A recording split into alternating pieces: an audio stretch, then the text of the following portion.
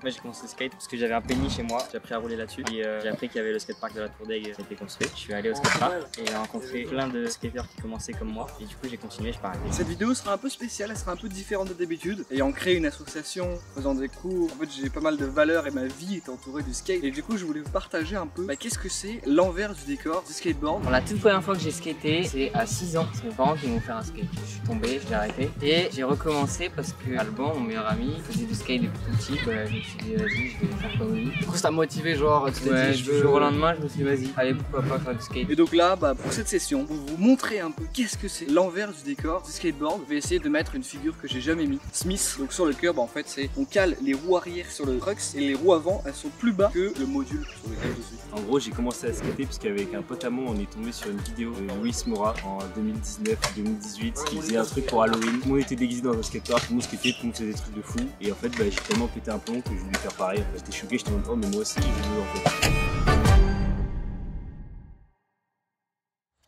Allez, j'essaye une line là, je suis en train de me chauffer. Une line, c'est une ligne de tricks où en fait on enchaîne plusieurs figures et on va tous les réussir.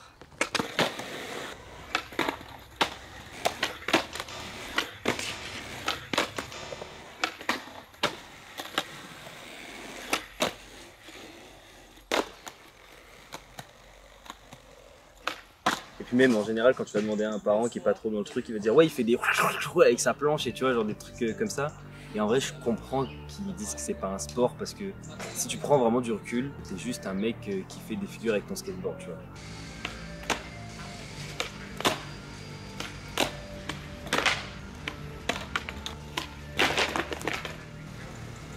Mais genre si tu réfléchis pas, vraiment tu regardes ça, tu fais ok d'accord, il est sur une planche à roulettes, il bouge, c'est que sa planche qui bouge, c'est pas lui, tu vois.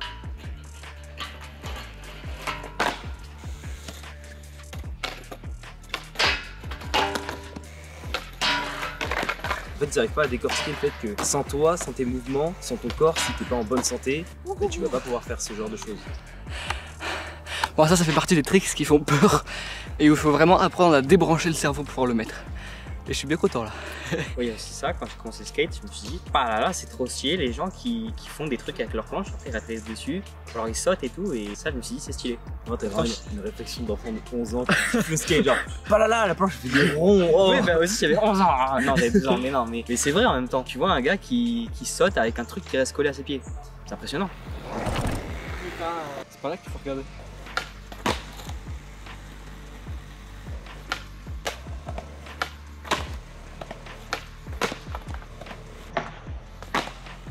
Alors un sport du côté physique, c'est un sport. Côté mental, c'est un sport. Avant d'avoir réussi à faire des gros gaps, des gros tricks, il y a beaucoup de peur. Et cette peur, tu dois la surmonter, tu dois appréhender les tricks, tu dois visualiser, tu dois tout décomposer. Enfin, ouais, c'est compliqué. Hein.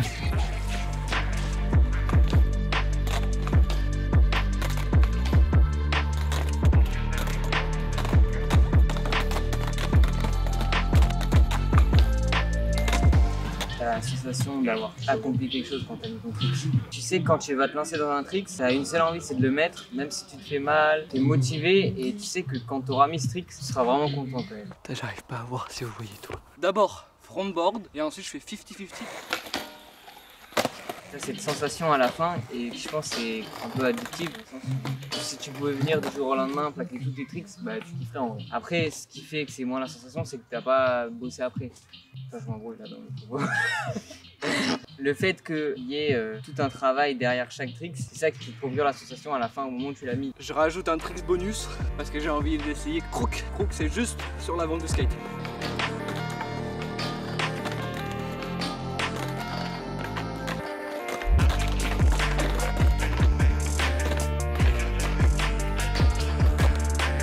C'est plus dur d'accrocher au skate dans le sens où t'as personne qui va te dire, t'as pas d'entraînement régulier, tu vois ce que je veux dire. Mais le skate, genre, je trouve que c'est plus qu'un sport, c'est un monde quoi. À partir du moment où tu fais du skate et que tu as commencé à accrocher au skate, tu vis skate quoi. Genre nous on voit un curb et les gens ils voient un banc parce qu'à la base c'est un banc. Là je te parle avec mon briquet, bah, je fais du skate. Je fais du skate en permanence. Le soir je rêve de skate. Enfin voilà, tu vois ce que je faisais au rugby. Je faisais du rugby quand j'allais à l'entraînement de rugby. Là j'attaque dans le vif du sujet, le Smith, donc le fameux tricks de la vidéo. J'essaye d'abord de le faire en rail, après je voudrais essayer de le faire en curb, donc sur des modules en béton là. C'est une sensation complètement différente moi je trouve, donc c'est beaucoup plus dur en curb. D'abord je le fais en rail et ensuite j'essaye là-bas.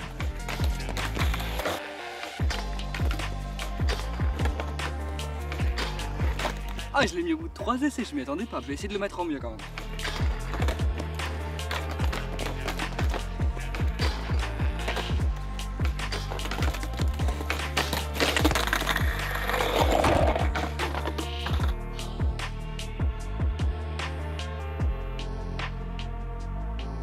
Je pense que j'ai un peu tordu, donc à voir comment ça se passe pour la suite. Quand on se fait une blessure, si elle n'est pas trop grosse, il faut essayer de refaire le tricks, de refaire la figure. Parce que sinon on va en garder dans le mental, on va associer l'échec de la figure à notre blessure, du coup ça va créer un gros blocage. Alors que si on repart et qu'on réessaye de faire la même figure, vous aurez plus de facilité à la fin de votre blessure à refaire le tricks, refaire la figure. Mais je vais quand même aller boire et mettre de l'eau quand même. Le but c'est pas non plus de vouloir être un guerrier, de faire du skate malgré le fait qu'on ait mal. Non, si on a trop mal, on fait une pause et on repart plus tard. Voilà, moi je vais avoir un beau petit pansement. Tu peux faire ça tout seul, mais c'est encore mieux avec des potes. Tu viens au parc, tu vas dans la rue, t'es avec tes potes, tu kiffes, mais t'apprends un peu par toi-même en même temps. Tu réfléchis pas en groupe en fait.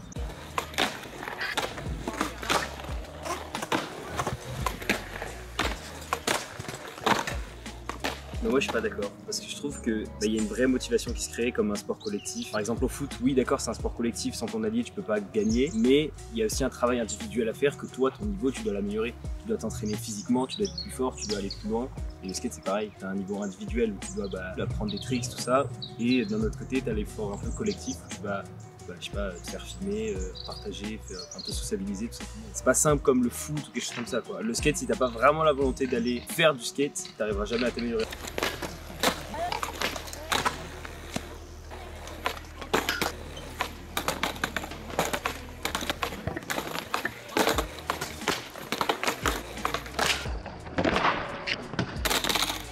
Oh, ça a craqué ça, non? Rien. Ce qui donne envie, c'est en même temps le groupe. Mais moi de mon côté, je pense que si demain j'ai plus personne qui vient skater avec moi, je continuerai quand même. Pendant combien de temps? Pendant combien de temps? Parce que pour l'avoir vécu, pendant combien de temps tu vas vivre ça? Après, des fois, petit coup de blues, t'es un peu frustré, tu progresses moins qu'avant. Par exemple, tu prends le foot encore. Le foot, tu t'inscris dans un club et à chaque fois c'est en groupe. Après, tu fais des matchs, tu gagnes, tu perds, mais tu continues en fait. Ça passe pas parce que t'es avec tes collègues. T'as un effet de groupe, ouais. Peut-être que c'est moins présent au skate. Et moi je suis pas d'accord parce que tout simplement l'effet de groupe il est trop important. Imagine un skater pro, il doit faire une street park mais il est tout seul. Il skate tout seul dans la street. C'est-à-dire Mathias ou quoi, il est toujours accompagné, il y a des réactions et tout qui viennent avec, tu vois. Ouais. Regarde toujours en arrière-plan, il y a toujours un mec qui va péter un plomb, qui va faire un truc et tout. Genre ça rend le truc stylé, c'est beau parce que tu te dis, il y a un vrai effet de groupe. Le mec il est pas tout seul, tu vois, genre c'est stylé, genre c'est beau. Tu skates seul, mais tu skates toujours avec des gens. Même skater avec ses potes, c'est beaucoup mieux. Moi, je peux pas skater tout seul au skatepark. C'est de la compétition, mais pas de la compétition méchante. Par exemple, si un mec va faire quelque chose mieux que toi, tu vas avoir la motivation de faire mieux que lui. Quand tu vas faire mieux que lui, inversement, et tous les deux vous allez vous pousser vers le haut. Donc en soi, c'est une compétition gentille, en étant toujours respectueux. Par exemple, si la personne va réussir, tu vas pas lui dire ah je te déteste, nanana. Non, juste tu fais ah bravo, tu restes humble, t'es content, et toi de ton côté, t'apprends toujours. Et puis il y a ce truc où tu vas réussir et vous allez juste progresser tous les deux, et c'est ça qui est génial. Tous les trois, ou tous les quatre, ou tout, n'importe. J'ai un dernier truc à dire aussi, faut vraiment pas avoir les a priori qu'il y a sur le skate. Genre mon fils il va fumer, droguer, ouais voilà ça par exemple. Les vrais a priori qu'on peut trouver sur le skate, c'est tu vas au States et là tu vas trouver les vrais craquettes qui skate, des gens qui font des pétards, qui cassent tout, machin. Vraiment, le skate c'est loin d'être vraiment ça. Il y a des gens qui pourraient venir au skatepark sans skater juste parce qu'ils aiment l'ambiance du skatepark. Genre c'est un groupe de potes, même sans se connaître on est potes. Si quelqu'un met un trick dans un skatepark, que tout le monde le regarde parce que ça fait une demi-heure qu'il le fait, comme samedi soir, il y a plein de gens qui vont applaudir. Enfin, c'est très collectif. On skate individuellement, mais il y a tout le skatepark qui est derrière nous à chaque fois. Ouais, check-moi ça, bravo!